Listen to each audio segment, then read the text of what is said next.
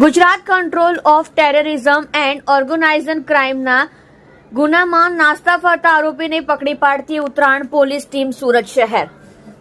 Police commissioner સાહેબ શ્રી સુરત શહેર તથા સંયુક્ત પોલીસ કમિશનર શ્રી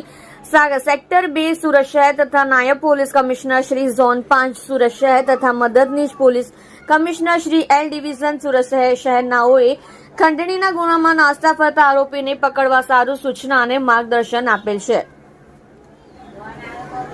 જે અન્વયે પોલીસ ઇન્સ્પેક્ટર શ્રી એડી મહંત નાઓએ સર્વેલન્સ સ્ટાફના police sub inspector AR Patil તથા પોલીસ માણસોને આરોપી પકડી પાડવા જરૂરી સૂચના અને માર્ગદર્શન આપેલ. જે અન્વયે assistant head constable Sudhirbhai Laljibhai તથા assistant head constable Dharmendrasinh Bharatsinh નાઓને તેઓના અંગત અને વિશ્વાસુ બાતમીદાર મારફતે બાતમી હકીકત મળેલ, જે આધારે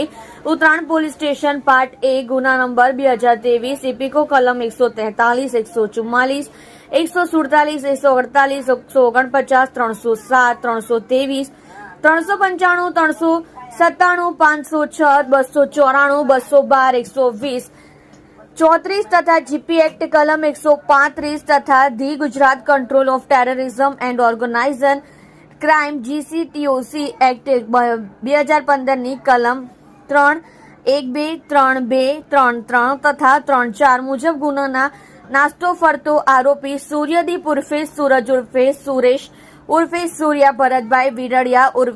ઉંમર વર્ષ 29, રહેઠાણ D 301 સંસ્કૃત એવન્યુ